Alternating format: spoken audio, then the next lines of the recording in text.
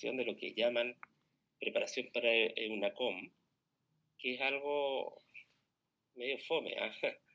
Me pasaron un montón de preguntas, tuve que seleccionar las de neonatología y después tuve que pensar una a una para tratar de encontrar la respuesta, así que finalmente la respuesta que le voy a mostrar es la que yo creo que es la correcta y las podemos ir discutiendo.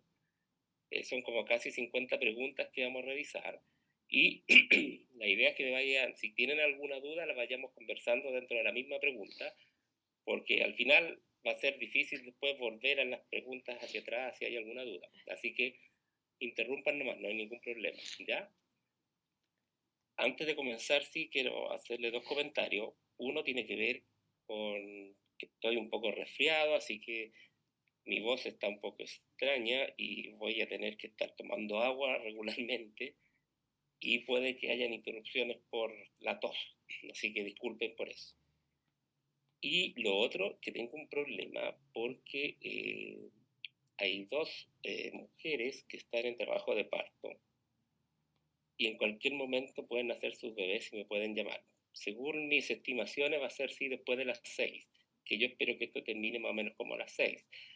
Pero si por alguna razón hay una urgencia me van a llamar y tal vez tengamos que dejar en espera la presentación para terminarla en otro momento, pero espero que eso no suceda, ¿ya?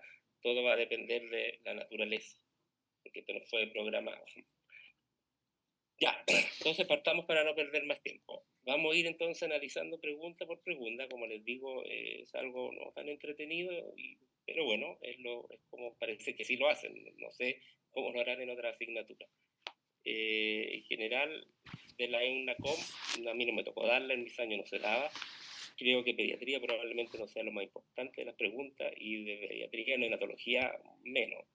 Así que no creo que muchas preguntas de neonatología vayan en EUNACOM, pero es bueno que igual hagamos un repaso, le sirve en general para aprender también. Ya, partamos.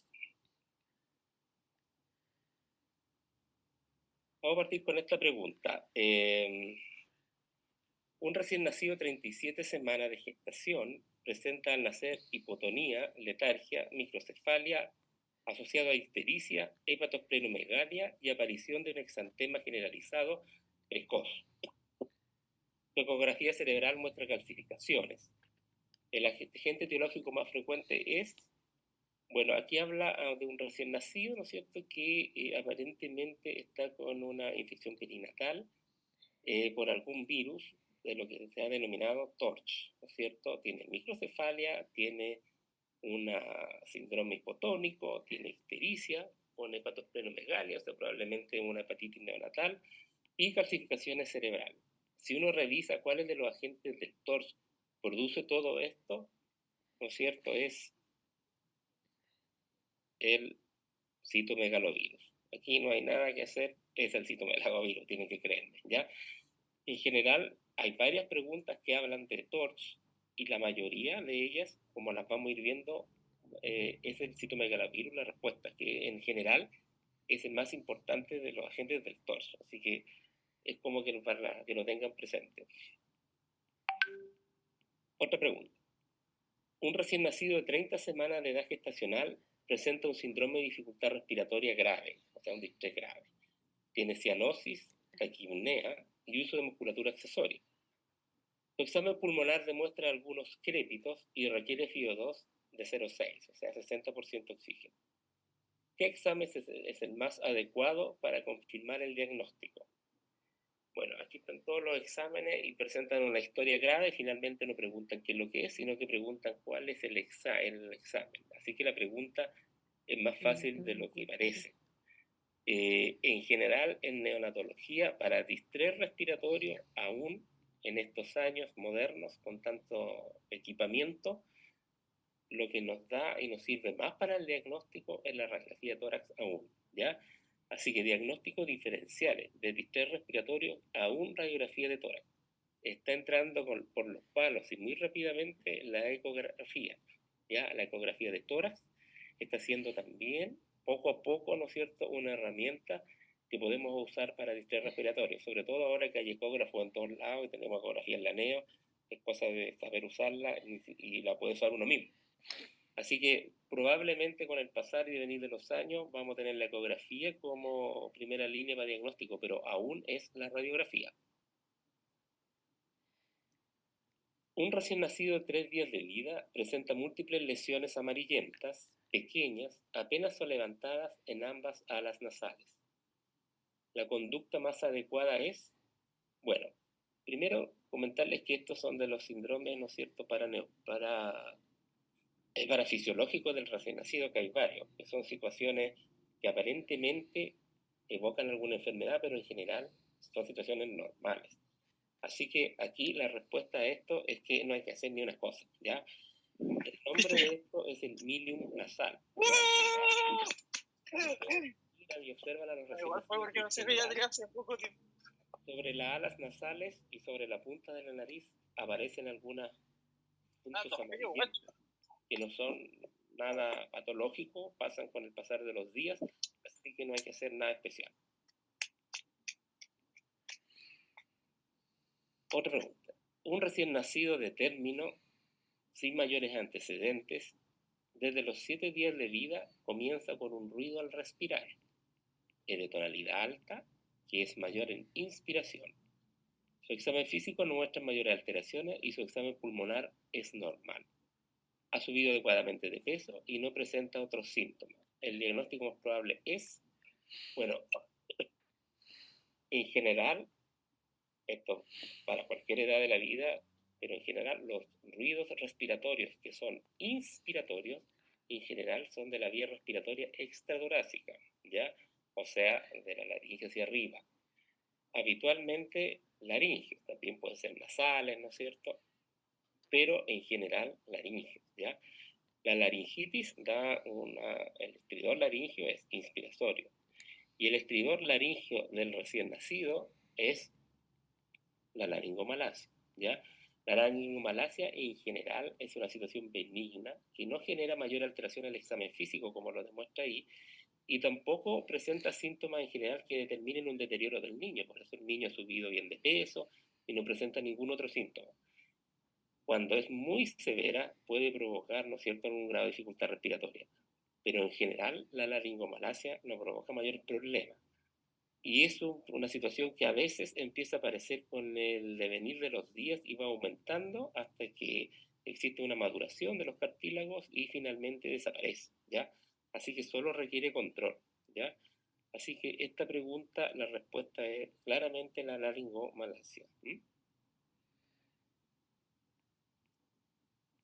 Un recién nacido de término presenta ictericia a los 7 días de vida. Se solicita una bilirrubina total de 14.2 y una bilirecta de 4. ¿Cuál es la conducta más adecuada? Bueno, aquí no hay que enredarse. Primero hay que ver qué es lo que tiene el paciente. Este paciente tiene una hiperbilirubinemia, porque tiene 14 es alto. Pero los recién nacidos pueden tener hiperbilirubinemia, no hay problema. 14 para 7 días es bajo, no es para asustarse. El tema es que la hiperbilirubinemia normal, fisiológica del recién nacido, es de predominio indirecto. Pero en este caso hay una bilidirecta de 4, por lo tanto es de predominio directo.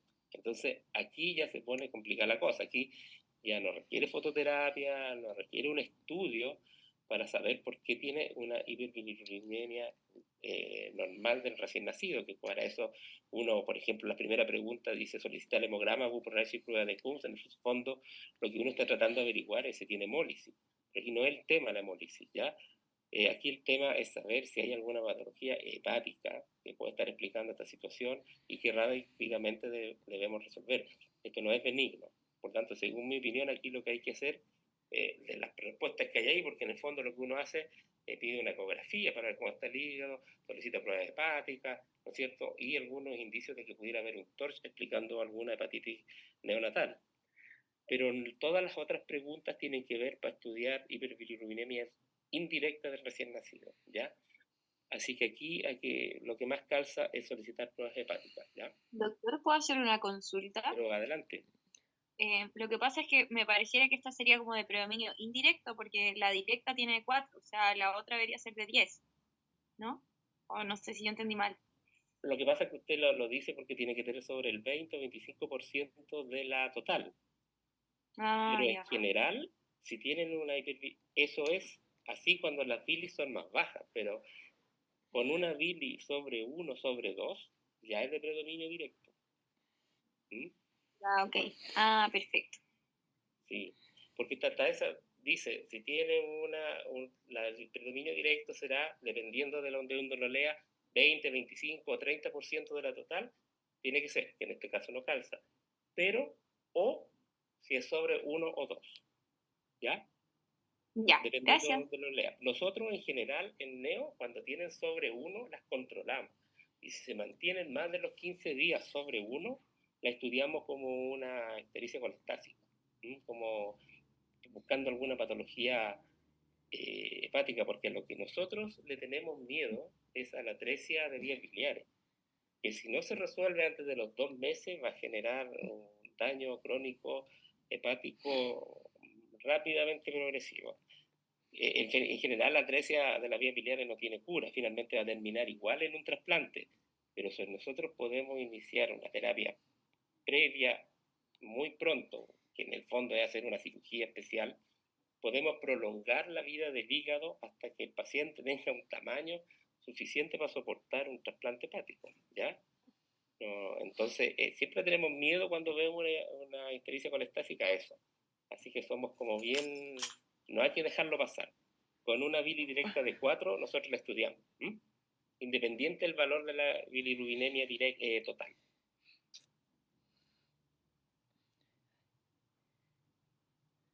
Otra pregunta. Un recién nacido presenta marcada dificultad respiratoria.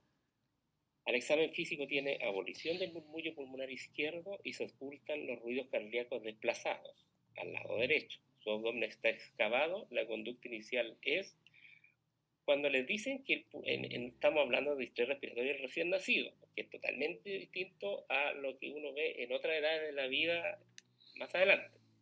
Si le dicen que hay abolición del murmullo pulmonar a un lado, uno piensa dos cosas, o tiene un neumotórax a ese lado, o tiene una hernia diafragmática, ¿ya? Entonces, si uno sigue leyendo acá, le dice que los ruidos cardíacos están desplazados o tiene una telectasia también, pudiera ser una telectasia masiva. Si le dicen que los ruidos cardíacos están desplazados hacia el otro lado, hacia el lado contrario de donde está la abolición del murmullo, en este caso hacia el lado derecho, quiere decir que lo que está al lado izquierdo expande y desplaza todo hacia la derecha. Por tanto, no es una telectasia, porque la telectasia, al contrario, disminuye volumen, por lo tanto, desplazaría los ruidos cardíacos hacia la izquierda. Por lo tanto, tiene que ser algo que esté ocupando espacio ahí y esté a tensión. Así que nos queda o es un neumotórax hipertensivo o es una hernia diafragmática. Pero después nos da el dato de que el abdomen está excavado, y eso ya es más categórico, porque si el abdomen está excavado es porque los intestinos y el contenido abdominal no están en el abdomen, probablemente está en el tórax. Por tanto, en este caso, con esas digamos, pistas que da la pregunta, uno asume de que el paciente tiene una hernia diafragmática, ¿ya? Si tuviera un neumotórax hipertensivo, al contrario, estaría tirando el diafragma hacia abajo y estaría con el abdomen más distendido. Por lo tanto, la pregunta es, ¿cuál es la conducta inicial? ¿Cuál es la conducta inicial en una hernia diafragmática? En general, la hernia diafragmática, lo que uno tiene que hacer lo primero, antes de preguntarle la hora, intubarlo, ¿ya? Porque tiene que evitar que se siga distendiendo con aire la vía digestiva. Entonces uno lo intuba. Y si uno busca aquí, dice por ahí, realizar intubación orotraqueal. ¿Ya? Después de eso viene la etapa de estabilización y finalmente la etapa de cirugía. Así que esto no es cirugía de urgencia, hay que operarlo, pero primero hay que estabilizarlo. Y lo primero, intubarlo. ¿Ya? Un recién nacido presenta a los pocos minutos de nacer cianosis generalizada con saturación de 65%. En su examen físico se oculta un soplo sistólico eyectivo de 6 para external. Su radiografía de tórax muestra campos pulmonares sin alteraciones, hilios de tamaño normal, recesos costofrénicos libres y mediastino delgado. ¿Cuál es el diagnóstico más probable? Bueno, aquí no están hablando de un paciente que está cianótico, ¿ya? Tiene un soplo, ¿ya? Y tiene una radiografía de tórax normal. No habla de que tenga síntomas respiratorios. Si tenemos un paciente recién nacido inmediato, o cianótico, o tiene un distrés respiratorio, o sea, una patología pulmonar, o tiene una cardiopatía congénita cianótica. Con las pistas que nos da la pregunta nos dice que tiene un soplo, lo cual apunta más que es cardiopatía, y nos dice que tiene una radiografía de tórax normal. Por lo tanto, con eso ya uno también despeja la posibilidad de que sea un distrés respiratorio, y además que nos habla de que tenga algún tipo de que esté distresado el paciente. Así que con eso ya tenemos que quedarnos que es una cardiopatía, ¿ya? Y las respuestas son una serie de cardiopatías congénitas. Ahora, la saturación es de 65, por lo tanto es una cardiopatía congénita cianótica. Si uno ve las preguntas, solamente hay dos cardiopatías congénitas cianóticas, que es el canal auriculoventricular completo, es cianótica, y la transposición de grandes arterias también es cianótica. La comunicación interventricular, grande, chica, como sea, no es cianótica, y la coartación aórtica tampoco es cianótica, dan otro tipo de síntomas. Y la miocardiopatía hipertrófica tampoco es cianótica, por tanto las descartamos y nos quedamos con dos. Y aquí está la duda, aquí puede ser cualquiera de las dos, porque cualquiera de las dos puede tener un soplo. Los soplos, el neo en general, el neo es chiquitito, la paciente, así que uno donde ponga el fonendo lo va a escuchar, hay que tener un oído muy fino para decir, mira, este está justo aquí, parece que acá, no, eso es para cardiólogo. Para uno tiene un soplo, ya puede ser cardiopatía. Entonces aquí la pista como poder decidir si es un canal auriculoventricular o una transposición, para mi gusto, porque la estoy respondiendo según lo que yo creo, es la saturación de 65, porque 65% es muy bajo. Lo que uno ve en una cardiopatía congénita cianótica, más o menos que satura en 80-85%. Los canal AB que vemos bastante frecuentemente, sobre todo en pacientes con síndrome de Down, saturan 80-85%, incluso a veces saturan cerca del 90%. Pero este satura 65%. Entonces, la que es un poco más cianótica es la transposición, porque la transposición de grandes arterias, en el fondo está cambiada la salida de la arteria pulmonar por la aorta. Entonces, en vez de salir la aorta del ventrículo izquierdo, sale del ventrículo derecho, y la pulmonar sale del ventrículo izquierdo en vez del ventrículo derecho. Esto genera dos circulaciones paralelas, porque la sangre llega a la aurícula derecha, va al pulmón, viene al ventrículo derecho, llega a la aurícula derecha, de ahí al ventrículo derecho, de ahí al pulmón y después de nuevo a la aurícula derecha, y da como una vuelta ahí, y por el otro lado igual. Entonces eso es incompatible con la vida, y la única posibilidad de que eso pueda vivir ese paciente es porque tenga una comunicación interauricular, o porque tenga una comunicación interventricular, o porque el ductus todavía está abierto, para que genere una mezcla de los dos circuitos. Y cualquiera de esas comunicaciones me va a producir un soplo también. Entonces voy a tener un soplo que va a depender un poco digamos, de la malformación anexa, que va a permitir que el paciente viva. Y en el canal AB, bueno, el canal AB claramente hay un soplo porque se genera una turbulencia de flujo importante. Pero, como les digo, la saturación de 65% es más de transposición, así que yo me quedo en este caso con transposición. Un recién nacido de 28 semanas, o sea, un prematuro, comienza con decaimiento y vómitos desde hace una semana, con tendencia a la deshidratación. Al examen físico está hipotenso, taquicárdico, tiene genitales masculinos, sin otros hallazgos. Sus electrolitos muestran el sodio medio bajo, el potasio alto, ¿no es cierto? El cloro un poco bajo igual, además de la solución fisiológica. ¿Qué medicamentos se debe administrar en el manejo inicial de este paciente? Bueno, un paciente que aparentemente está choqueado, aparentemente, bueno, ahí te da una serie de medicamentos que uno tiene que pensar de que este paciente no está con un shock séptico ni ningún ese tipo de cosas. Entonces uno, ¿qué es lo que se va a mirar? Los electrolitos. Y esos electrolitos de hiponatremia, con hipercalemia, ¿no es cierto?, asociada un poquito a shock, quiere decir que el paciente probablemente tenga una hiperplasia suprarrenal congénita, ¿ya? Son genitales masculinos, en general la hiperplasia suprarrenal congénita tiende a masculinizar los genitales, así que cuando son niñitas tienden a tener, ¿no es cierto?, genitales parecidos a los masculinos, con hipertrofia del clítoris y bien abultados los labios mayores pareciendo bolsas escrotales. A veces incluso es difícil diferenciar. Por lo tanto, en este caso, pensando que pudiera ser una hiperplasia suprarrenal congénita, lo que uno administra, ¿no es cierto?, es hidrocortisona.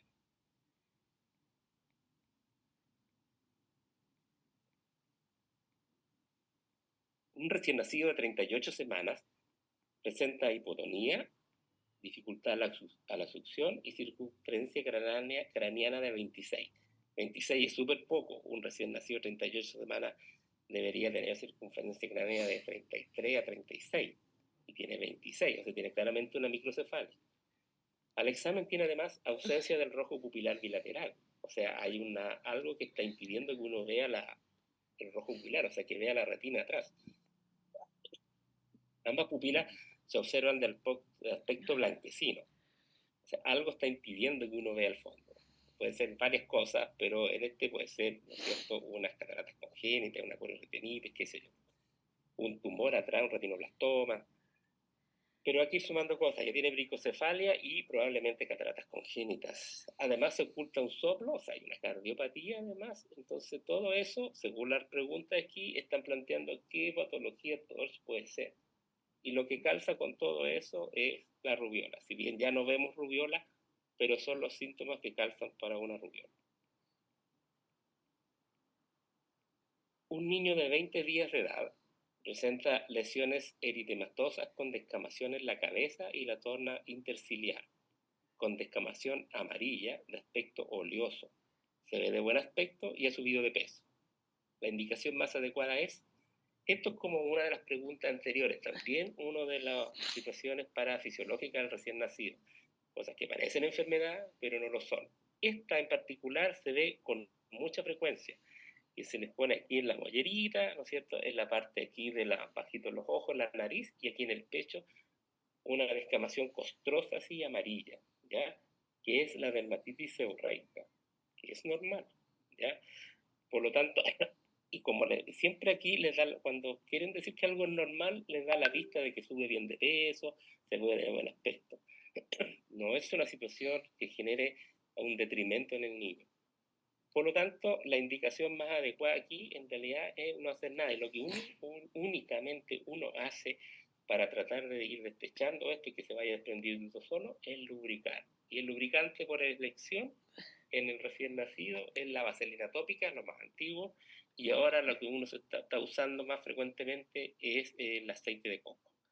Con cualquiera de esas dos cosas, ¿no es cierto?, eso se va pasando. No hay que usar antibióticos, corticoides, nada. En casos muy extremos se indica un poquito de corticoides, pero esos casos muy extremos, para este tipo de preguntas, que son como de la generalidad, váyanse por un lubricante básico, o vaselina o aceite de coco.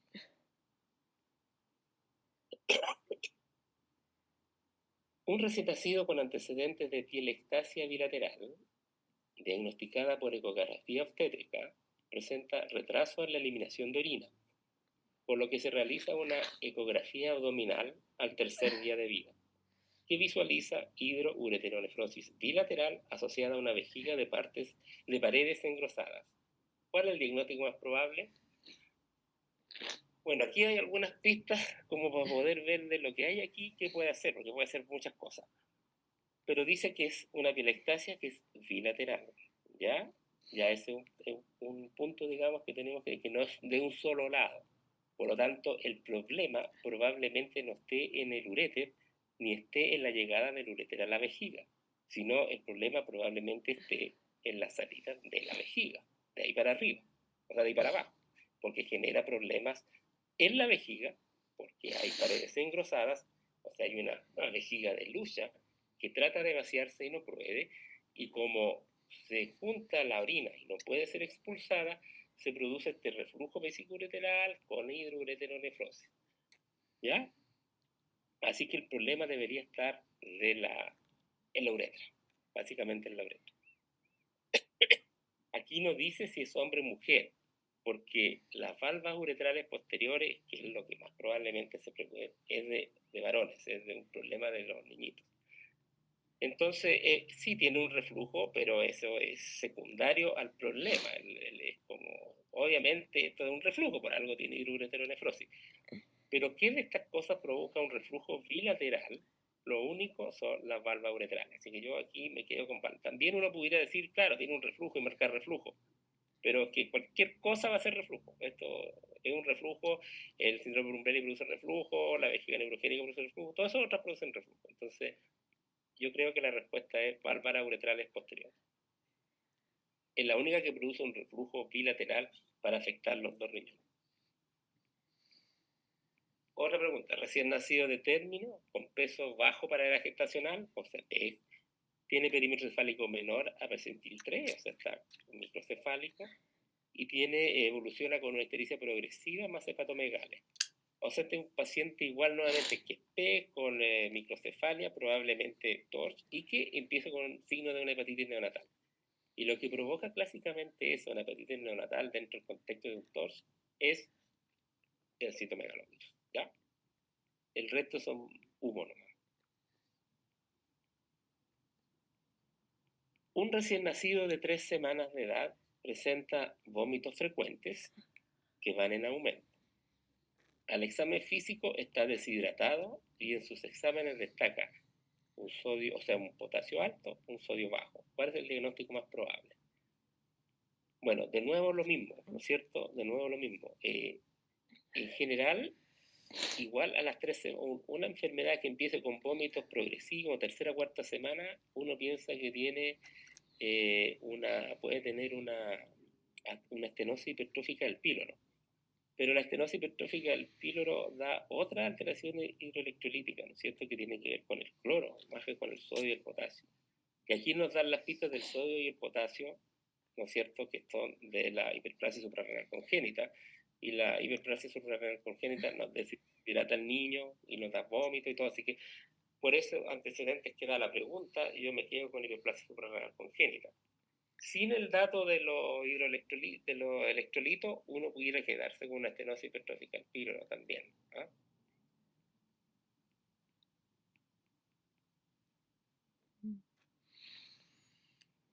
Aquí hay otra, a ver. Un recién nacido de 26 días de vida se le cae el cordón umbilical hace 7 días atrás. Y después de caído el cordón, persiste con salida de líquido claro por el ombligo. ¿Cuál es el diagnóstico más probable? ¿Persistencia del conducto onfalomesentérico? Claro, puede ser, está saliendo un líquido seroso a través del ombligo, pero están preguntando cuál es el más probable. Entonces, el conducto onfalomesentérico es claramente improbable, es muy raro. El onfalocele no es, eso es otra cosa. La hernia umbilical y enfalitis son otras cosas, y los granulomas umbilicales son súper frecuentes, y eso va a mantener el ombligo húmedo y húmedo mientras uno no logre tratarlo. Y va a ir manchando el pilucho de la guagua, su ropita, qué sé yo, ¿ya? Así que mi respuesta sería el granuloma umbilical, solo porque es mucho más probable que el conducto onfalomesentérico. Doctor, y pregunta, ¿y si saliera el manejo, qué debemos hacer frente al granuloma umbilical, además de como medidas de aseo y... ¿Ya? De hecho, hay una pregunta más adelante, pero te la respondo al tiro. El granuloma, en el fondo, lo que es que el ombligo cayó y quedó al centro una zona que no se secó, porque el ombligo se va secando, momificando, secando hasta el centro, y por eso se corta. Pero hay veces que se seca, y porque hay mucho movimiento, alguna torsión, alguna cosa, y se desprendió, por decirlo de alguna forma, antes de tiempo, entonces quedó una zona que no se secó. Entonces uno tiene que secarlo, y la forma de secarlo, nosotros lo quemamos, y lo quemamos con nitrato de plata, ¿ya? Con una barrita de nitratos de plata se le hacen tocaciones y eso lo seca, como que lo quema y lo seca. Y ahí cicatriza eso y deja de mojar y de dar problemas. Pero es el tratamiento del granuloma.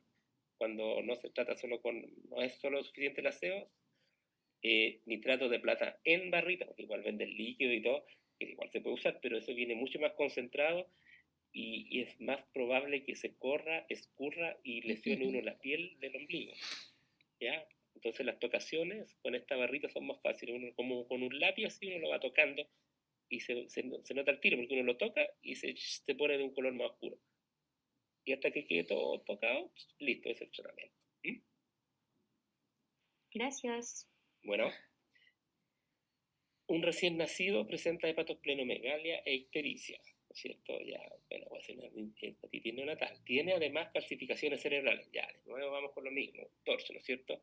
Evoluciona con chorioretinitis y aumento progresivo del perímetro craneano. Aquí nació con microcefalia, pero después fue creciendo el cerebro rápidamente, ¿ya? Y tiene una chorioretinitis, entonces aquí la cosa ya no es claro el citomegalovirus, además que tampoco está en la respuesta. Entonces, si uno busca ahí qué es lo que calza para eso, en este caso es la toxoplasmosis congénita, ¿ya?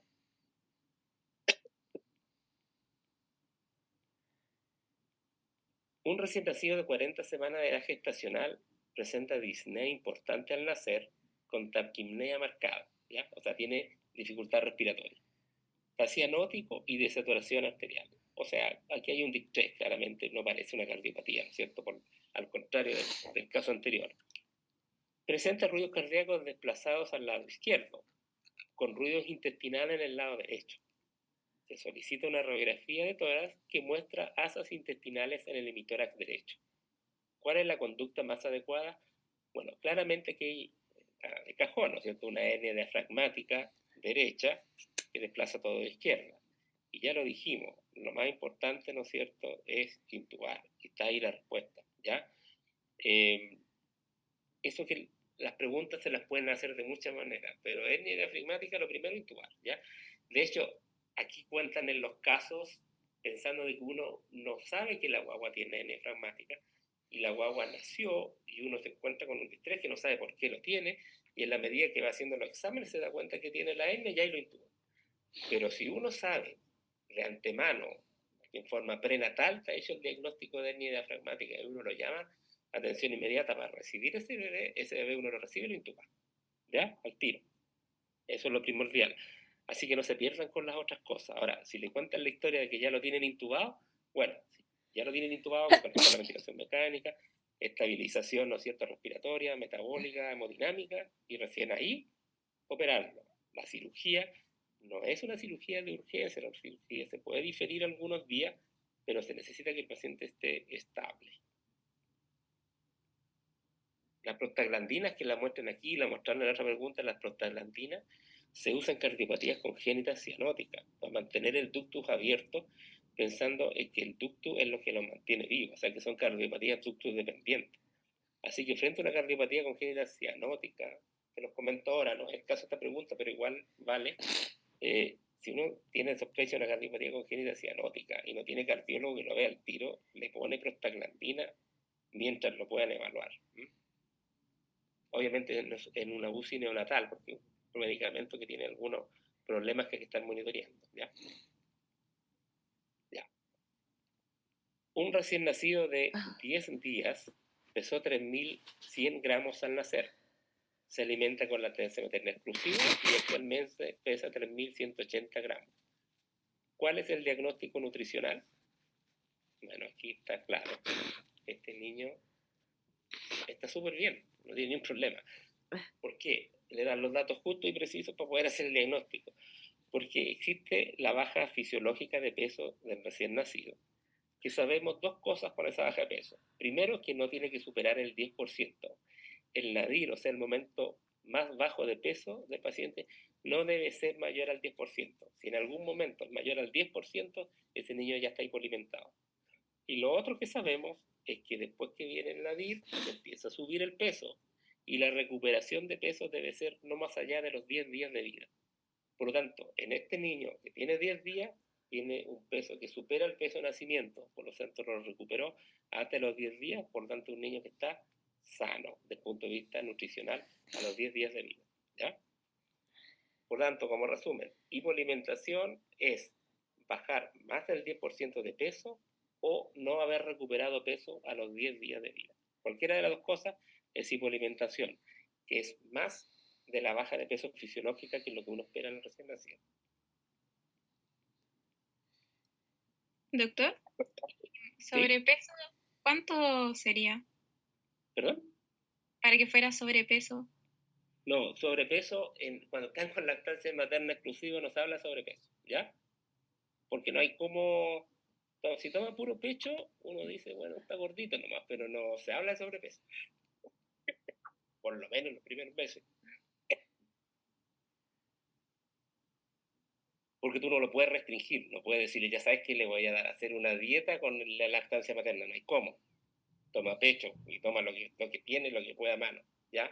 Eso no es malo, entre comillas.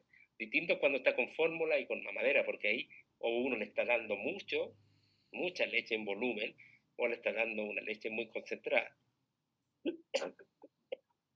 Y ahí uno puede intervenir, pero cuando está con puro pecho es difícil hacer una intervención. Por eso es que uno no habla de sobrepeso. Y tome pecho, no hay que pese lo que tenga que pesar. Se verá después. Un recién nacido de término presenta dificultad respiratoria severa y progresiva. Al examen físico se aprecia abdomen excavado y se ocultan ruidos hidroaéreos en el hemitórax izquierdo. Se solicita una radiografía de tórax que muestra niveles hidroaéreos en el hemitórax izquierdo. ¿Cuál es la secuela más importante de esta patología? Aquí se dan una vuelta, pero ustedes ya saben, porque ya lo hemos visto entre preguntas, que este paciente tiene una hernia diafragmática. Se repiten las preguntas de hernia diafragmática porque la hernia diafragmática es una patología muy, no es frecuente, pero es importante y se ve. Y les puede tocar. Actualmente que los embarazos están más controlados, habitualmente tienen diagnóstico prenatal y estas mujeres están en aro y se citan para hospitalizarse en aro y tener un parto controlado. Pero puede ser una persona que no se hizo diagnóstico, un embarazo oculto, que nació la guagua y nació con una hernia y les tocó a ustedes en un hospital pequeño recibir este bebé. Entonces, por eso es que le dan como harta importancia, creo yo, a la hernia diafragmática. Porque hay que hacer cosas rápidas, porque si no ese paciente se muere también rápido. Bueno, este es una hernia diafragmática, pero no está preguntando eso, está preguntando cuál es la secuela. ¿Y cuál es el problema de la hernia diafragmática desde el punto de vista en su evolución? Es que la hernia diafragmática, como ocupa el volumen del tórax, no deja que crezca el pulmón. Entonces genera hipoplasia pulmonar. Y de hecho, lo que causa problemas para uno como clínico en manejar a estos pacientes es la hipoplasia pulmonar. Porque la hipoplasia pulmonar nos va a provocar dos problemas. Uno, que nos va a costar oxigenar ese paciente porque va a tener un pulmón que no le funciona, ¿ya? Y además, esa hipoplasia pulmonar nos va a generar hipertensión pulmonar persistente o circulación fetal persistente, que va a afectar a su vez el sistema hemodinámico. Por eso, el tratamiento de una hernia diafragmática severa es un desafío bastante importante desde el punto de vista del tratamiento, y es justamente por la hipoplasia pulmonar que la secuela más importante. ¿No? Un recién nacido pequeño para la edad gestacional presenta un cuadro de ictericia y alteración de la termorregulación. Al examen físico tiene un síndrome purpúrico y se palpa hepatoesplenomegalia. Se solicitan exámenes en lo que destaca trombocitopenia. ¿Cuál es el agente más probable? Aquí igual estamos frente a un TORS. Siempre estos pacientes PEG, microcefálicos, piensen al tiro, primero que nada, en un TORS. ¿Ya? Así es, este paciente PEG tiene ictericia con hepatosplenomegalia, ¿no es cierto? Y además tiene una trombocitopenia que se está expresando con un síndrome purpúrico. Eso es clásico del citomegalovirus, ¿ya? Siempre en estas preguntas busquen si está el citomegalovirus porque es lo más importante y lo más frecuente que ver. Entonces, si está el citomegalovirus, no es que vaya a ser, pero es probable que sea la respuesta y después lean la pregunta y vean si calza para citomegalovirus. Así que de TORS, estudiense bien el citomegalovirus. Un recién nacido que después de la caída del cordón umbilical presenta aumento de volumen, de color rosado, bordes netos y superficie brillante en la zona umbilical. El tratamiento más adecuado es, bueno, esto es lo que me preguntaban antes, ¿no es cierto? Pero cayó el cordón y queda un aumento de volumen, o sea, quedó, pero esto es dentro del, porque el ombligo es de piel, digamos, es como un volcán que queda después que cae el cordón. Y adentro de ese volcán no debería haber nada, debería estar un remanente seco y finalmente ese volcán, entre comillas, se va cerrando, cerrando, cerrando hasta que queda como el ombligo de un adulto. Pero a veces queda dentro de ese volcán este aumento de volumen, rosado, de bordes netos, superficie brillante porque es húmedo, ¿ya? Y eso es el granuloma inflamatorio umbilical. Y eso se trata, ¿no es cierto?, con nitrato de plata. Tocaciones con nitrato de plata. Un niño de 28 días presenta vómitos después de comer que iniciaron hace una semana y que han aumentado con frecuencia e intensidad. La madre refiere que llora después de comer y vomitar y subjetiva que no ha incrementado bien de peso en el último tiempo, observándose algo enflaquecido. ¿Cuál es el examen de elección para iniciar el estudio en este paciente? Bueno, aquí hay varias cosas. Es un paciente que tiene un mes, casi un mes, y hace una semana empezó con los vómitos. O sea, tercera, cuarta semana empezó con los vómitos, un antecedente. La enfermedad fue progresiva, empezó a vomitar de a poco, pero cada vez fue vomitando más. Eso también es un antecedente. La madre dice que llora después de comer y vomitar. Eso sí da cuenta de que hay un grado de esofagitis. Al paciente le duele cuando pasa algún alimento por el esófago, ya sea hacia abajo o hacia arriba, porque hay irritación, inflamación del esófago. Entonces, con eso uno puede decir reflujo, porque esos son como síntomas de reflujo.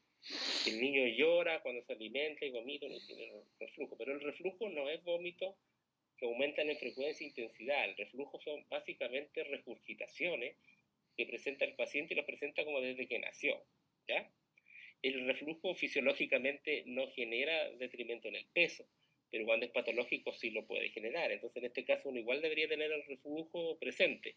Pero ya cuando dice que empezó tercera semana, cuarta semana, que fue progresivo, que son vómitos, que tiene irritación del esófago, ya como que uno se está haciendo la idea de lo que está sucediendo es una estenosis hipertrófica del píloro, que además está generando que el paciente no se está alimentando bien y no tenía un buen incremento de peso en estas primeras 3 semanas.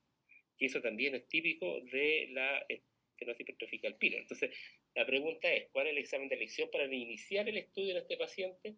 ¿Y con qué examen, ¿no es cierto?, se estudia la estenosis hipertrófica del píloro? En este caso es con la ecografía, ¿no es cierto?, para buscar la oliva esa, ¿no es cierto?, del esófago, o sea, del píloro.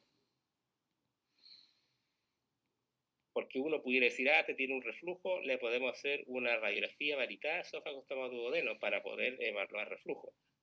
Claro, pero la historia no es claramente de reflujo, es más de estenosis hipertrófica del píloro. Por eso, para mi gusto, hay que pedir una ecografía primero.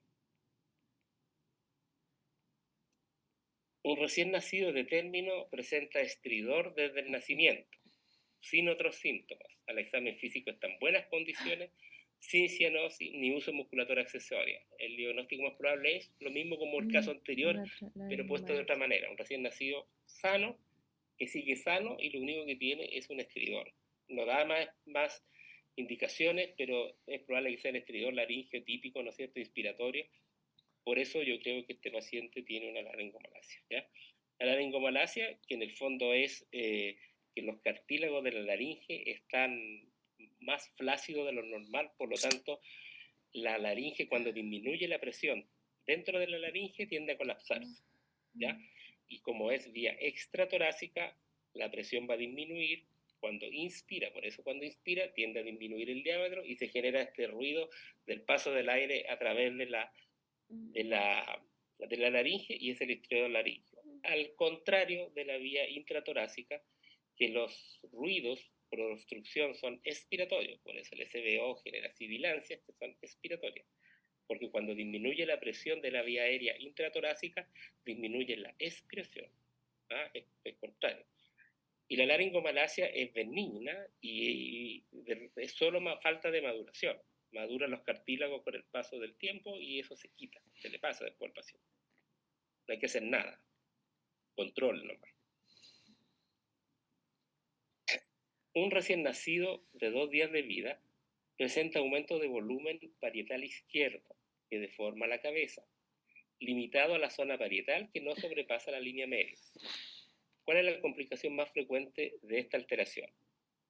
Bueno, la descripción de esta alteración es que, bueno, tiene un aumento de volumen, no dice aquí si fue parto normal o no, no dice si el paciente estuvo sometido a trabajo de parto, pero es muy probable que sí, porque la descripción de esto es de un cefalohematoma, ¿ya? Porque tiene un aumento de volumen en la zona parietal izquierda, ¿no es cierto? Tiene una deformidad en la cabeza que uno la ve y es como un cototo ahí, ¿no es cierto? Y si limita la zona parietal, por lo tanto, lo más probable es que sea de los cefalomatomas un subperióstico, como lo vamos a ver más adelante en otra pregunta, porque no sobrepasa la línea media que está donde llega la sutura.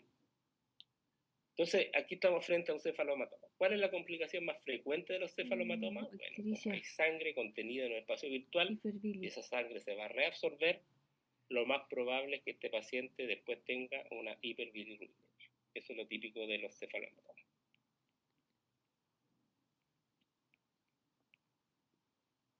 Un recién nacido de 20 días de vida cuyo embarazo no fue controlado y que tiene antecedentes de haber nacido por parto vaginal en su casa, es traído por presentar secreción ocular bilateral desde hace 5 días. Al examen físico se aprecia eritema conjuntival y escasa secreción bilateral. ¿Cuál es el agente etiológico más probable? Bueno, un embarazo oculto no controlado que nació en su casa, sin ninguna profilaxis, ¿ya? Porque dentro del nacimiento, la atención inmediata neonatal está, ¿no es cierto?, la profilaxis ocular. ¿No es cierto? Entonces, estos niños muchas veces no tienen este tipo de problemas, pero acá nació en la casa, así que sin profilaxis ocular. Por lo tanto, y es bilateral, porque también puede ser un conjuntivitis porque le entró una basura, se raspó el ojo, la guagua, qué sé yo.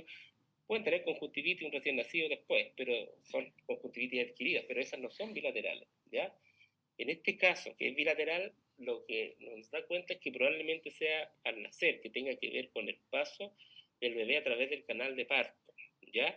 Y ahí pueden ser dos cosas, o es una clamidia o es una Neisseria gonorrea, ¿ya?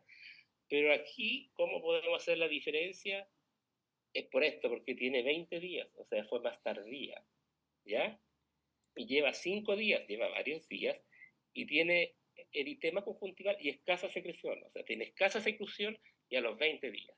Y eso es, bueno, ahí está, ¿no es cierto?, que son 20 días, un parto vaginal en su casa, sin profilaxis, lleva 5 días, lleva hartos días y escasa secreción bilateral. Esos puntos son clave, porque eso es de la clamidia trachomatis. ¿Por qué? Porque la Neisseria nació la guagua y rápidamente aparece. Ya aparece en las horas y días siguientes.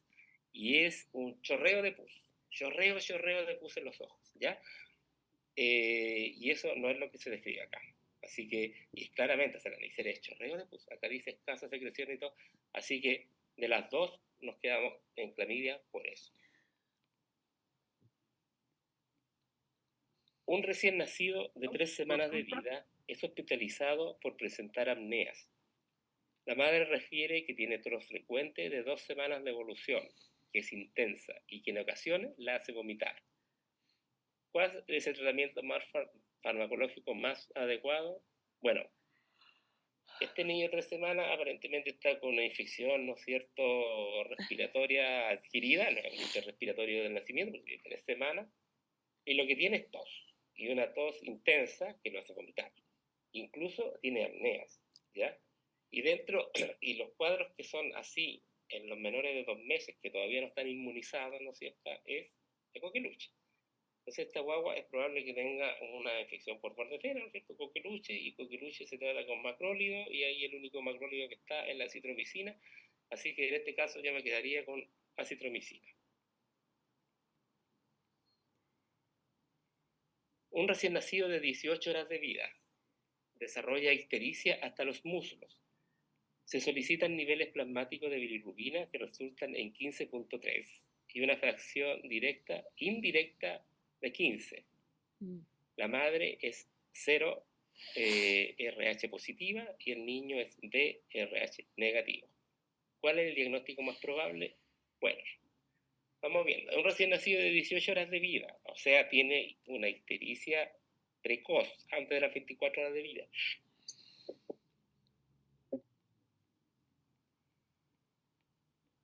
Cualquier ictericia que veamos antes de las 24 horas de vida escapa a los criterios de una ictericia fisiológica, ¿ya? Así que esto no es normal, no es producto de los fenómenos que ocurren en el recién nacido inmediato que hace que le suba la bilirrubina. No, esto no hay algún problema detrás. Nos da el dato que tiene una bilirrubina total de 15 y una indirecta, o sea, de 15.3 y una indirecta de 15. En el fondo te está diciendo que tiene una directa de 0.3. O sea, bajo 1, o sea, es de predominio indirecto. O sea, es una hiperbilirrubinemia, esta del recién nacido, pero hay algún fenómeno detrás que nos puede estar explicando de que aumentó más de lo que uno espera. y nos dan los datos de los grupos. La madre es 0 y es positiva, RH positiva, y el niño es B y es RH negativo. Entonces, ¿cuál es la discordancia acá? Una madre 0 con un recién nacido distinto de 0 o distinto de O, o sea, un recién nacido A o B, es incompatibilidad de grupo, ¿ya? Para que haya incompatibilidad de grupo clásico se necesita que la madre sea O 0 y el niño sea distinto de 0, o sea, A o B. En este caso hay una incompatibilidad de grupo. Desde el punto de vista del RH, la mamá es positiva y el niño es negativo. No son los mismos factores RH, pero en este caso no hay posibilidad de hemólisis, porque para que lo haya, la madre tiene que ser la negativa y el niño tiene que ser el positivo. Por tanto, aquí no hay un problema de una hemólisis secundaria a una incompatibilidad de factores RH. Sí existe la posibilidad de que haya una incompatibilidad de grupo clásico, porque la madre es 0 y el niño es distinto de 0.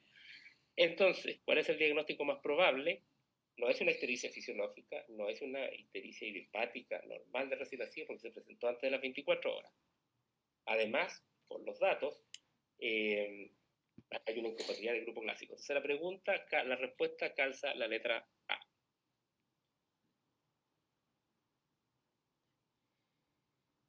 Un recién nacido es hijo de madre con hipotiroidismo secundario a un tratamiento con yodo radioactivo por enfermedad de base de Graves hace varios años.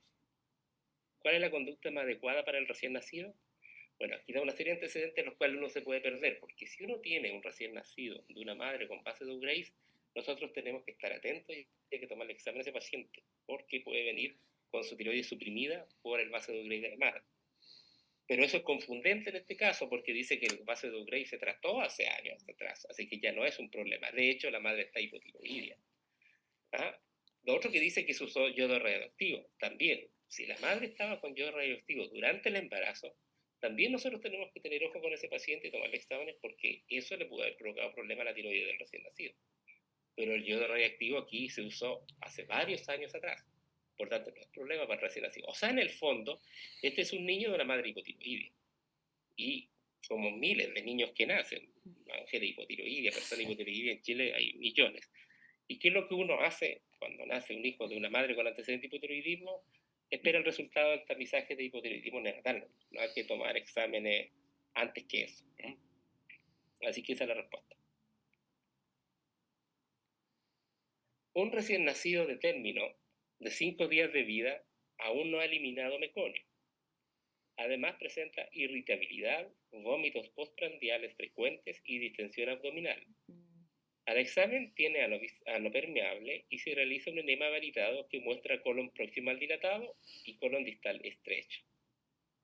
El examen más adecuado para confirmar el diagnóstico es, bueno, este es un recién nacido pequeño, tiene solo 5 días de vida y ha habido un retraso en la eliminación de meconio y dificultad para eliminarlo. Eso le genera disconfort al paciente y le genera, ¿no es cierto?, vómitos por esta interrupción del tránsito intestinal.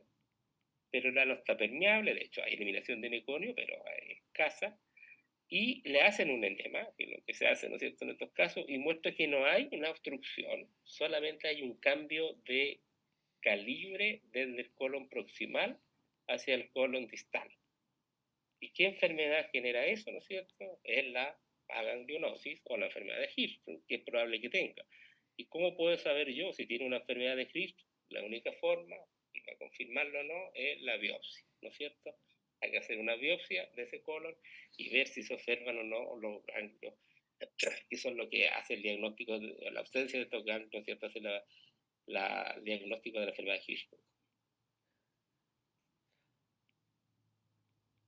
Un lactante de 5 días de vida, alimentado con latencia materna exclusiva, presenta ictericia en la cara y tronco, que inició hace 2 días. Se solicita bilirrubina plasmática que resulta de 10, bilirrubina directa de 0,3, hematocrito de 56.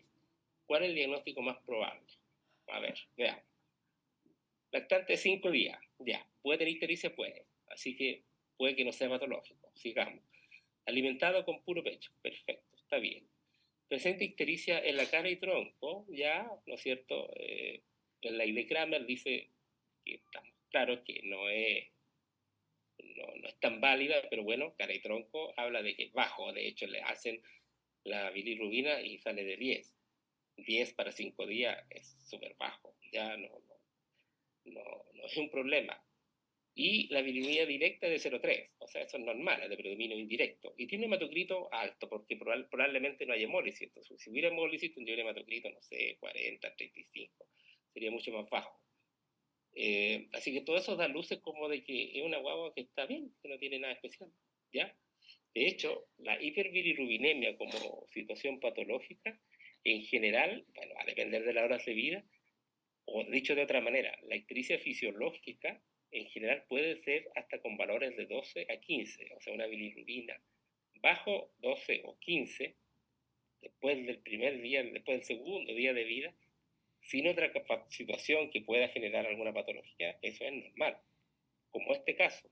Por eso para mí esto es una ictericia fisiológica que no tiene ningún problema y ningún inconveniente, ¿ya? Si le hubieran dicho que es una bilirrubina de 17, claro, 17 supera lo que uno espera por el fenómeno fisiológico y habría que ir a buscar alguna causa. Porque una cosa es que tengo una ictericia que no sea fisiológica, o sea, que haya una hemólisis o alguna otra cosa que la esté aumentando, pero otra cosa es que requiera tratamiento. ¿Ah? La ictericia fisiológica igual puede requerir tratamiento, porque puede ser rápida y puede estar, ¿no es cierto?, a los 2 días o al día y medio con una bili de 12, a lo mejor sí va a requerir tratamiento, distinto a los 5 días.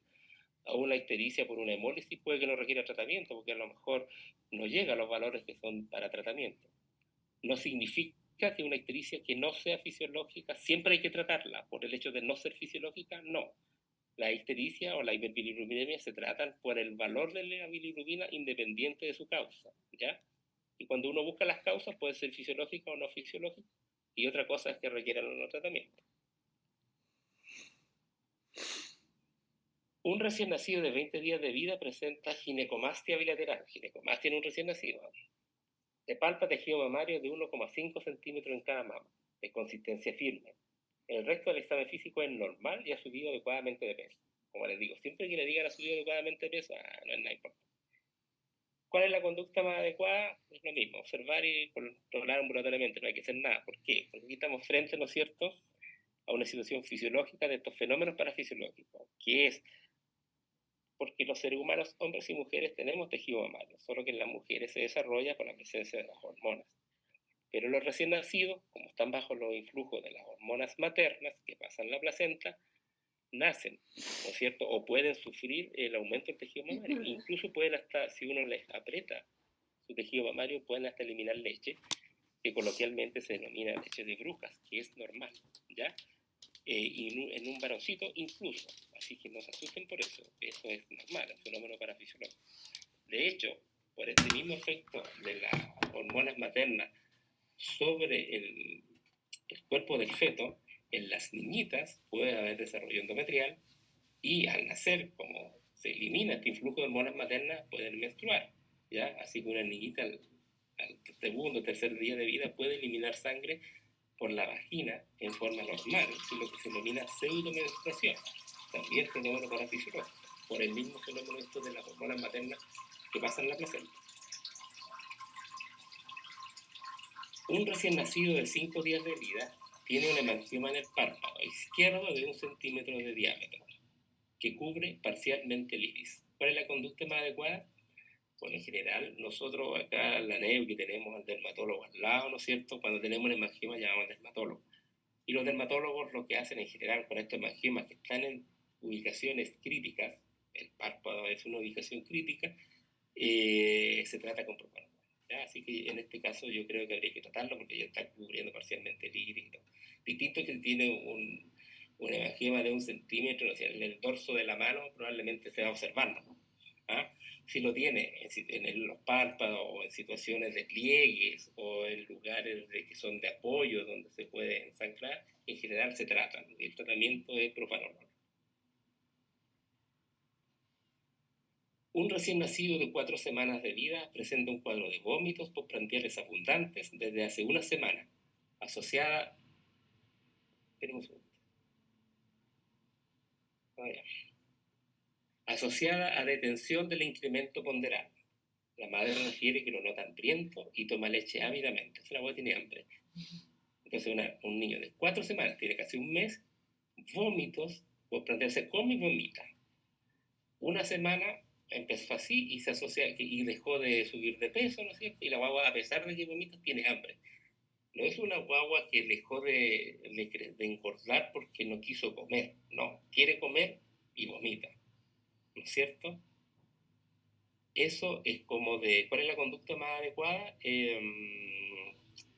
Esto es como la historia de una estenosis hipertrófica del píloro. Entonces uno, ¿qué es lo que le hace? Le hace una ecografía y después que se confirma el diagnóstico, hay que operarlo. Y lo que se realiza es la periodontomía de Ramsden, ¿no es cierto? Esa es la cirugía para una estenosis hipertrófica del píloro. La funduplicatura gástrica, esa es la cirugía para el reflujo, pero claramente aquí no es como un reflujo. Observar evolución, no estamos como para observar evolución porque resulta que la guagua ya se está desnutriendo. El tratamiento endoscópico no hay para recién nacido, y le pide una radiografía, no va a servir de mucho porque no aparece un cuadro obstructivo más bajo, porque los vómitos son postprandiales, ¿no es cierto? Y la guagua está ávida por alimentarse y no está distendida, ¿ya? Así que yo creo que esta guagua habría que confirmarle el diagnóstico previo, no está aquí el examen, y si se confirma, que claramente yo creo que va a suceder con una ecografía, que operarle. Un recién nacido presenta aumento de volumen en la cabeza. Al examen físico se aprecia blando y fluctuante sin sobrepasar la línea media. ¿Cuál es el diagnóstico más probable? Bueno, estos son los cefalohematomas, ¿no es cierto? La guagua. Existe un cefalohematoma recién nacido o un feto que tiene que haber estado sometido a trabajo de parto, ¿ya? Y la cabeza se encaja y por el efecto de fuerza que se hace para ir abriéndose camino, por decirlo de alguna forma, se van a generar las bolsas sanguíneas y los cefalomatomas. Ya cuando hay un cefalomatoma es cuando hay un sangramiento, porque la bolsa sanguínea es como que en las zonas que hace presión se genera como un edema. Con la presión y todo hay como un poquito de edema en esa zona. Pero ya si hay sangramiento y se acumula la sangre, en esa zona se va a provocar un cefalomatoma. Y el cefalomatoma existen dos. Uno que está subperióstico, o sea, bajo el periósteo. Por lo tanto, en los que son subperiósticos van a respetar la forma del hueso, porque el periósteo del hueso va a llegar hasta donde llega el hueso. Y los huesos de la cabeza llegan hasta las suturas. Por lo tanto, los cefalomatomas subperiósticos no van a traspasar las suturas. Al contrario de los hematomas, ¿no es cierto?, subgaleales, que están sobre el periósteo, pero bajo la aponeurosis, bajo la gale, se van a distribuir por toda la cabeza. Entonces, esos cefalomatomas grandes que se ven en toda la cabeza, así, esos son subgaleales y son más peligrosos, porque como no tienen un sistema que los vaya a contener, pueden sangrar mucho. Pero los subperiósticos no, los subperiósticos van a estar bien localizados. En este caso dice que no sobrepasa la línea media, por lo tanto no pasa la sutura que está en la línea media, así que es muy probable que esto sea un cefalomatoma subperióstico. Un recién nacido presenta un soplo pansistólico que se escucha entre el tercer y cuarto espacio intercostal. Además presenta algunas crepitaciones escasas en ambos bancos pulmonares. ¿Cuál es el diagnóstico más probable?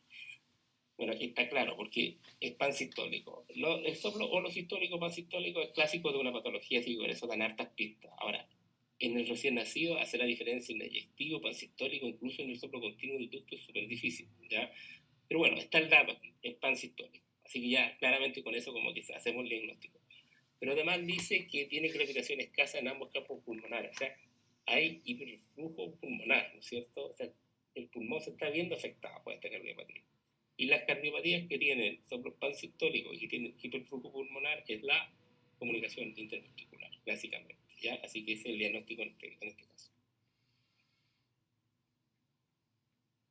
¿Cuál es la conducta más adecuada ante un recién nacido cuya madre tiene el diagnóstico de hepatitis B? Bueno, eso antes lo veíamos poco, pero después con el tema de la inmigración y todo llegó mucho la hepatitis B, y ahora las madres con hepatitis B está todo protocolizado y un programa que en Temuco se hace, no hay ningún problema. Lo que hay que hacer es vacunar a la guagua contra la hepatitis B y colocarle la gamaglobulina, y eso tiene que ser rápidamente dentro de las primeras horas de vida, ¿ya? El resto no se prohíbe la lactancia, no hay que darle antivirales al niño, pedir pruebas hepáticas, no, hay que hacerlo primero sí o sí la vacuna, sí o sí la inmunoglobulina. Ahora, en estos momentos, sí o sí la vacuna es a todos los niños que nacen en Chile, pero en este caso particular, cuando la madre tiene antecedentes de portadora de hepatitis B, tiene que ser dentro de las primeras horas, ¿ya? En el otro caso, tiene que ser dentro de los primeros días, ¿ya? Y aquí no se observa nada, hay que vacunarlo en la hemoglobina al tiro. Doctor, una pregunta, ¿y si el niño es prematuro? Igual. Ah, ya. Igual. De hecho, nosotros tenemos la vacuna, la hepatitis B, dentro del programa normal. Nosotros los prematuros se la ponemos al segundo día. Prematuritos que pesan menos de 1 kilo. No hay problema.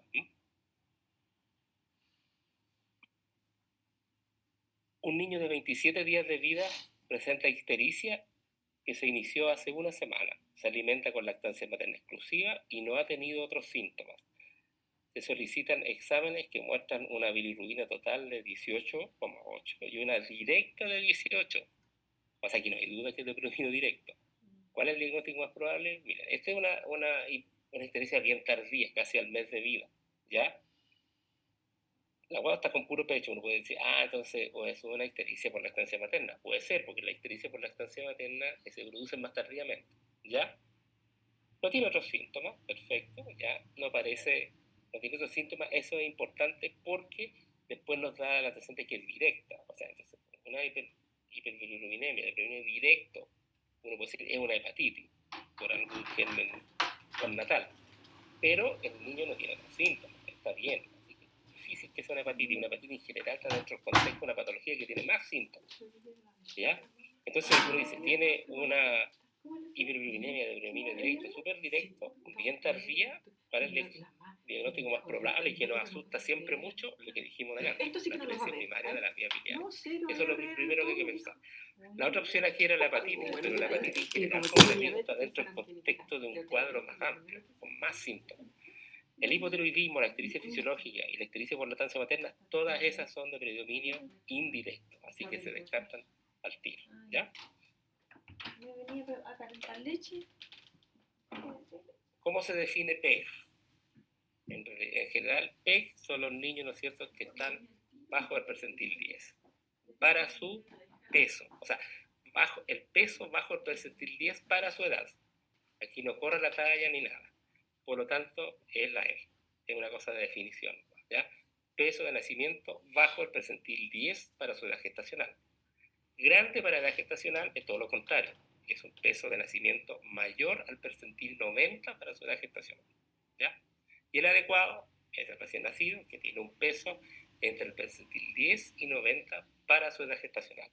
En recién nacido, el diagnóstico nutricional, cuando nació recién, es para su edad gestacional, no para la talla. No hay un peso talla, que hay un peso edad. Después ya viene el peso talla. Un recién nacido prematuro de 33 semanas presenta taquipnea, quejido y aleteo nasal, que inició algunos minutos después del nacimiento y que ha ido en aumento en las horas siguientes. De modo que requiere altas concentraciones de oxígeno más la mantener una saturación normal. El diagnóstico más probable es, aquí hablan de taquipnea transitoria, puede ser, enfermedad de membrana hialina, sí, puede ser, es prematuro. ¿Un aspirativo meconio? No creo, no hay antecedentes de meconio. El meconio habitualmente en embarazo postmaduro, por tanto no parece ser meconial, así que rápidamente se descartaría. Hipertensión pulmonar, puede ser, sí, puede ser. Sepsis también, ¿no es cierto? Un prematuro que puede haber nacido por una sepsis y que tenga una bronconeumonía, sí, puede ser. Pero ¿qué dato nos da? Un recién nacido que es prematuro ya presenta taquipnea y quejido. Se inició algunos minutos después del nacimiento, ¿ya? Nació bien y después empezó como a quejarse y fue aumentando en las horas siguientes, ¿ya? Entonces un distrés respiratorio en un prematuro que es progresivo y sin mayor antecedente es membrana hialina, sí o sí. Y lo otro que tiene el quejido, los síntomas, o sea, el distrés respiratorio tiene taquipnea, quejido, ¿no es cierto?, aleteo nasal, retracción de partes blandas. Lo típico de la membrana hialina es el quejido, es lo típico, quejido, y si es muy chico, por la flacidez de los cartílagos de las costillas, van a tener retracción external, ¿ya? Pero quejido es como lo típico así que quejido en un prematuro progresivo, No se van a equivocar si marcan enfermedad de membrana hialina. Además de oxigenoterapia, el tratamiento de la enfermedad de membrana hialina grave, que va a incluir, bueno, surfactante y probablemente ventilación mecánica. Así que esa sería la respuesta.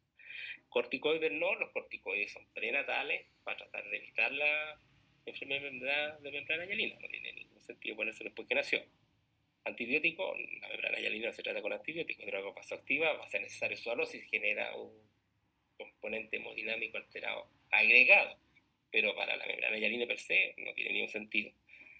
Surfactantes sí, así que serían la D o la E, pero antibióticos no necesita antibióticos. Entonces, por eso nos quedamos con ventilación mecánica surfactante.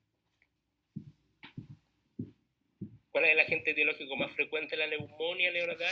Bueno, la infección neonatal por excelencia y que puede llevar a neumonía más frecuente, de ella la que más la tenemos. No es la que más la tenemos medio, pero la que estamos más preparados, ¿no es cierto? Es para el estreptococo grupo B. Recién nacido de término, que nace por cesárea, presenta precozmente cianosis, que desaparece con pequeñas cantidades de oxígeno. La ocultación pulmonar es normal y la radiografía de tórax muestra cisuritis sin broncograma aéreo. Sospecharemos. A ver, aquí da varios antecedentes. Es un paciente que está con un distrés. Está un poquito cianótico, pero le ponemos oxígeno y mejora. Eso es importante como antecedente porque las cardiopatías, si uno le pone oxígeno, no va a mejorar, porque no es un problema de oxigenación por una situación pulmonar, es por una situación de flujos dentro del corazón, que se mezclan las sangres oxigenadas y no oxigenadas. Entonces no mejoran con un aporte de oxígeno. Acá le ponen un poquito de oxígeno y mejora. Ya. Entonces es un problema pulmonar. Nació por cesárea, ya no tuvo trabajo de parto, eso es importante. La ocultación pulmonar es normal, ya. La radiografía de tórax lo único que muestra es una cisuritis. Cisuritis es cuando se observa la cisura, ¿no es cierto?, del pulmón, la cisura entre el lóbulo superior derecho e inferior derecho se marca, como que en esa zona quedó un poco de líquido, ¿ya? Eso es típico de pulmón húmedo o de la taquipnea transitoria neonatal, ¿ya?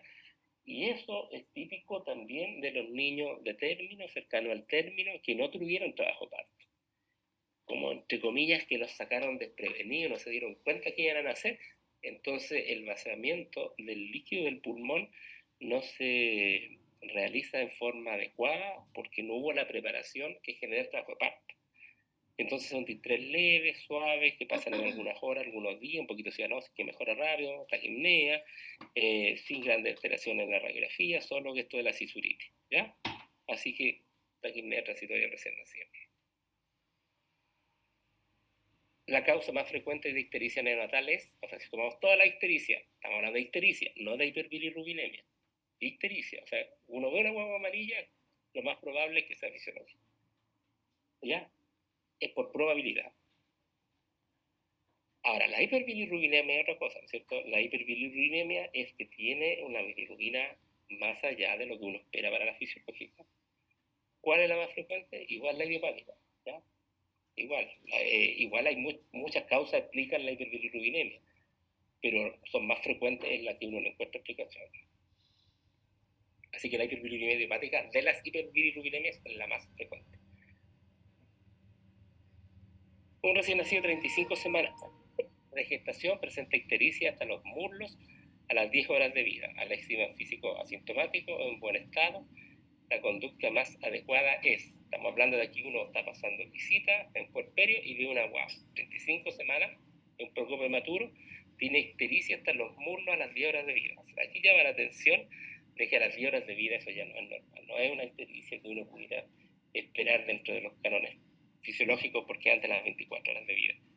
Y el estado físico se ve impecable. Entonces, uno, ¿qué exámenes le pide? Claro, uno diría bilirrubina. Sí, claro, bilirrubina, pero de las 10 horas de vida. Entonces, tenemos que tratar de buscar alguna causa. Así que si le van a pinchar, pinchenle, pídanle todo al tiro. Así que le piden la bilirrubinemia para ver qué valores tiene. A lo mejor el niño se ve amarillo, pero no está amarillo, ¿no? O es por otra cosa, racial o qué sé yo, y no es una hiperbilirrubinemia. Así que hay que solicitar una bilirrubinemia. Pero al tiro le pedimos el hemograma, los reticulocitos, test de directo, el grupo, para poder decidir el resultado, el manejo según los resultados, ¿ya? porque puede que está dentro de la frecuencia estar teniendo una hemólisis. Así que no basta, en este caso, para mi gusto, solo pedirle la bilirubinemia, porque digamos, oh, está alta, pongámosle foto. Pero ¿y por qué está, chuta? No sé, pinchémoslo de nuevo para pedirle no, todo de una. El examen más adecuado para iniciar el estudio en un neonato de 20 días de vida con ictericia es una ictericia tardía, 20 días, ¿ya? La ictericia fisiológica se ve antes de los 15 días, ¿ya? Entonces 20 días ya estamos como fuera de la fisiológica, y la prueba de Coombs, la TSH, ¿no es cierto?, bilirrubina total y directa, pruebas hepáticas, ecografía. Bueno, perdón, aquí me perdí. Está con una ictericia. Lo que uno primero que tiene que pedir, según yo, es la bili, ver cuánto tiene, porque a lo mejor tiene valores bajos que no son necesarios estudiar, hay que pedirle una bili. Pero una vez que se confirme que tiene una hiperbilirubinemia, ver si es directa o no. Si es indirecta, en este caso 20 días habría que pedir una TSH, porque puede ser sí, un hipotiroidismo, ¿no es cierto? Y si es de breve indirecto, la eco con las pruebas hepáticas. ¿Qué medicamento se debe utilizar inicialmente en la reanimación de un recién nacido con asfixia severa? En cualquier reanimación, el único medicamento que se usa, si es que es necesario, es la adrenalina. Se puede usar igual, si es necesario, bolos de suero fisiológico, pero no se usa ningún otro medicamento en el periodo de reanimación. Uno que después que logró la reanimación, el paciente está estable o sobrevivió de la reanimación, uno tiene que ver si necesita dopamina, atropina, naloxona, qué sé yo, bicarbonato. Pero para la reanimación misma, independiente de la causa, adrenalina, solo eso. De los signos clínicos que se utilizan para categorizar a un niño asfixiado, ¿cuál de ellos es el último en normalizarse? Estamos hablando un poco del Apgar, ¿no es cierto? El Apgar mide frecuencia respiratoria, frecuencia cardíaca, tono y irritabilidad refleja. Lo último que se normaliza, incluso puede no normalizarse, es el tono, ¿ya? En un niño asfixiado. Un niño asfixiado grave que requiere reanimación avanzada a los 5 minutos tiene un Apgar de 4, lo más probable es que este se deba a, o sea, la pregunta aquí quiere decir, ¿por qué tiene un Apgar de 4? ¿Cuáles son los puntos que hacen que sea 4? Es muy probable que irritabilidad refleja y tono no sean, porque eso es lo más tardío en mejorarse. Es probable que a los 5 minutos, si está vivo, ya tenga una frecuencia cardíaca sobre 100, así que debería estar en tener 2 puntos. Esfuerzo respiratorio pudiera tener, pudiera no tener, eso también no es del primer minuto. Y lo otro que pudiera tener, darle el puntaje, es el color, porque probablemente con oxígeno ya lo vamos a tener saturando medianamente normal. Así que según yo, ese Apgar es muy probable que esté dado por buen puntaje en color y frecuencia cardíaca, y mal puntaje. El mal puntaje de 4 se deba a que tiene poco tono, poca retirada refleja y poco esfuerzo respiratorio. Es muy probable que así sea. Un recién nacido prematuro con antecedentes de asfixia neonatal comienza el tercer día de vida con rechazo de la alimentación, residuo gástrico y deposiciones con estrías de sangre. ¿Cuál es el diagnóstico más probable? La atresia duodenal no es, porque es un cuadro obstructivo, y aquí hay un antecedente de asfixia, o sea, de un fenómeno hipóxico isquémico en el recién nacido. Los órganos blancos de esos son el cerebro, el corazón y por la irrigación espláncnica el intestino, ¿no es cierto? Así que uno puede suponer de que aquí puede haber por hipoxia, ¿no es cierto? Puede haber una alteración a nivel de la irrigación del intestino, y por eso el niño empieza con síntomas de enterocolitis necrotizante.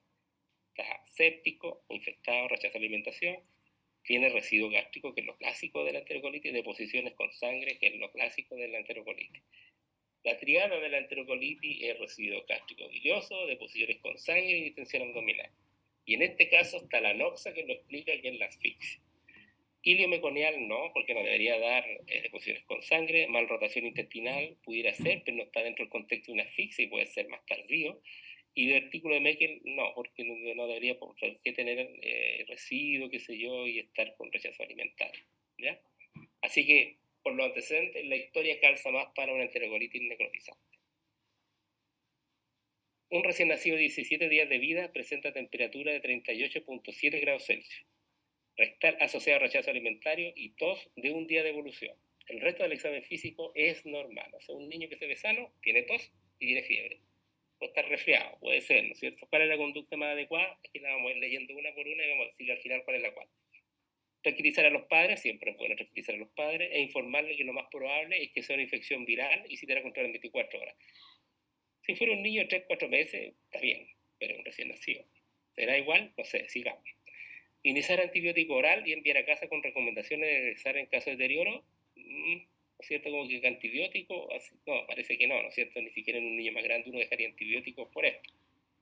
Tomar exámenes de laboratorio y enviar a casa con la recomendación de regresar con los resultados. Parece cauteloso tomar exámenes, porque claro, tiene tos, pero es un recién nacido, puede que sea otra cosa, una sepsis tardía, así que tomar exámenes resulta cauteloso. Pero mandar para casa, no sé, veamos, ¿qué otra? Hospitalizar para observar el estado del niño y tomar exámenes de laboratorio inmediato. Sí, parece razonable, ¿no es cierto? Hospitalizar, observar cómo sigue el niño, puede que no sea nada, pero puede que sí sea algo. Tomar exámenes para asegurar, no sé, una hemorragia, una PCR, ver alguna otra cosa. Perfecto, parece razonable. Indicar medidas generales, un antipirético, enviar a casa, indicar control al día siguiente, sin exámenes, control, un medicamento que nos va a encubrir la fiebre. No, sería como la última opción. Lo correcto es hospitalizar. Un recién nacido con fiebre se hospitaliza, siempre se hospitaliza. No importa la otra síntomas, se hospitaliza. Ahora, este niño tiene síntomas respiratorios, hay que ver dónde lo hospitaliza, porque probablemente al neo no le van a dar cupo, pero si en la UTI pediátrica, en un poco de aislamiento, ¿no es cierto?, hospitaliza y se le hacen exámenes. Porque claro, puede ser una virus respiratoria y tenga puro moco y todo y se va a mejorar en 3 días, sí, puede ser, pero puede ser el inicio de una sepsis neonatal, ¿no es cierto?, tardía, por un estrepto B, por ejemplo, y si el paciente va a morir en 2 o 3 días más y uno no le da tratamiento. Entonces, en recién nacido con fiebre, hospitalícenlo siempre. Eso fue la maratón de preguntas. Ojalá les sirva, no sé, a mí no me toca hacer, no me tocaba hacer estas cosas, pero me dijeron que así se hacía. No sé si quieren preguntarme alguna cosa, así que de esto de lo que vimos. Una consulta, las respuestas eran las que también salían en EUNACOM, Lo que o eran pasa, las que decidió así como... no, a mí me entregaron una serie de hojas que eran pruebas de EUNACOM, yo no sé si se filtraron, no tengo idea cómo las obtuvieron. Y conté todas las materias. Entonces me dijeron, oye, ¿por qué no sacáis las de Neo y se las presenta a estos niños y ven las respuestas? Y venían con respuestas, ¿ya? No todas, ¿ya? Ya. Y las respuestas que venían coincidían con las que yo les puse ahora, ¿ya? Pero no todas venían con respuestas. Así que ahí el trabajo fue de filtrar. Había muchas que eran iguales, así que elegí algunas y las puse todas. Esas eran todas. En la que salían eran como 5 o 6 sets completos de preguntas de toda la medicina. Así, y venían con respuesta alguna y son las mismas. Así, no hubo ninguna que tuve que cambiar. Me parecieron que todas eran razonables y las que no, puse mi opinión. ¿Ya?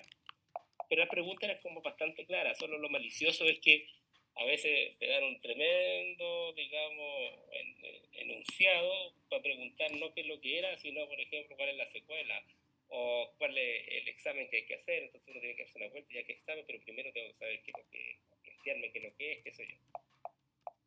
Pero no las encontré tan descabelladas.